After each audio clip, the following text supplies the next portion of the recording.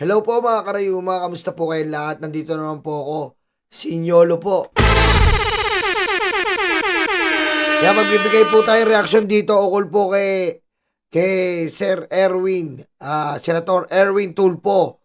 At nagbanta po siya sa mga gagamit po ng fake Blue Ribbon Committee. Pakinggan po natin to. Magandang gabi po, Luzon, Visayas at Mindanao. Nagbanta si Senador Erwin Tulfo na ipaaresto ang sino mang magsasagawa umano ng tinawag niyang peking hearing sa Senado. Sinabi niya yan kasunod ng ikinasang pagdinig sa flood control scandal ng grupo ni Senator Alan Peter Cayetano. Giit ni Tulfo, siya ang legit na chairman ng Blue Ribbon Committee. Siya naman talaga eh. Siya naman talaga eh. Hindi naman yung aso eh. Di ba? Hindi naman po yung aso eh. Aray ko, Yung aso kasi, asong gala yun eh. aray ko. Sa ilalim ng tinaguriang new majority ng Gatchalian Bloc. Nakatutok si Sandra Aguinaldo. Kasunod na isinagawang hearing ng Blue Ribbon Committee ng Cayetano Bloc, may babala si Senador Erwin Tulfo sa mga aniyay magsasagawa ng peking hearing sa Senado. Si Tulfo ang itinalaga ng tinaguriang new majority na chairman ng Blue Ribbon Committee. Hindi na po ako papayag na maghihiring-hiringan kayo dyan at I will have you arrested. Yun! Tama! Tama po, arestuhin nyo na yan Senator Erwin Tulfo. Dahil nagagamit lang po yung Senado, puro peki naman ang statement, wala mapakitang ebidensya. Promise. Kahit na senador ka, kahit na sinasabi mong matanda ka na, ilang taong ka na sa Senado, try me. Nako, kahit senador daw, tapos may piluka pa, patay. Nako. Yung nag-ano daw po, yung nag-andak po ng peking hearing ay may peking buhok. Aray ko.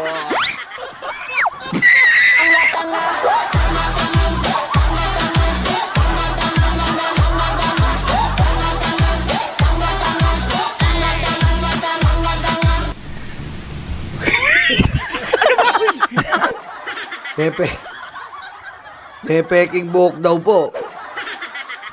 Magpahiring ka ng Blue Ribbon ulit. Magpahiring ka. I don't care kung dati kang Senate President, Oh, dati kang Speaker of the House, I Oh. don't give up. Talagang papahuli kita. nako, Kung pati si Cayetano, patay ka na. Papahuli ka daw at lalagyan ka ng petroleum jelly sa puwet. Aray ko. Ibibigay ka daw kay Peryong. Aray ko.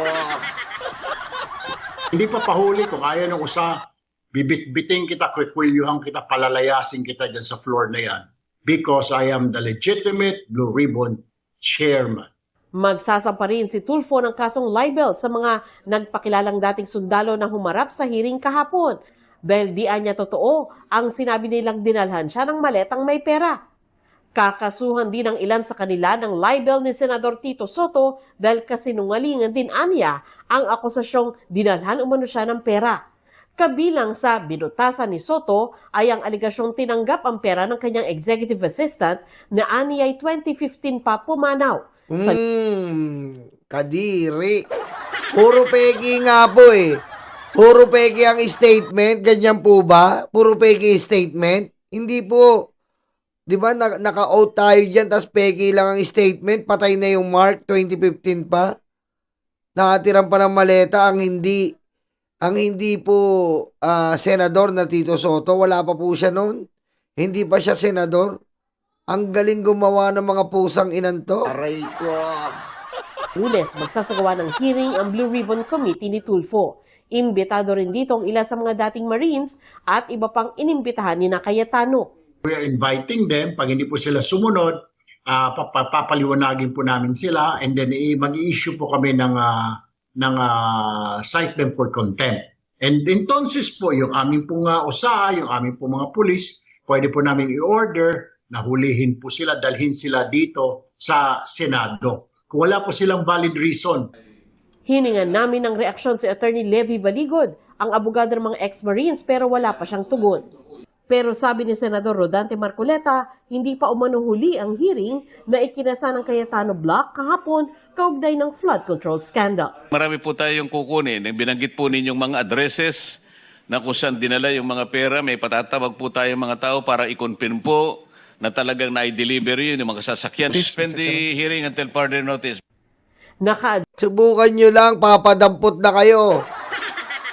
Aba, kung yung OSAA nagamit nyo sa kalokohan nyo, yung OSAA gagamitin ngayon para sa inyo. Aray ko. Mga peki kayo. Ha? Peki si Cayetano, peki ang kasarian, peki ang Senate Presidente. Aray ko. Si Marcoleta, peki daw ang buhok. Aray ko.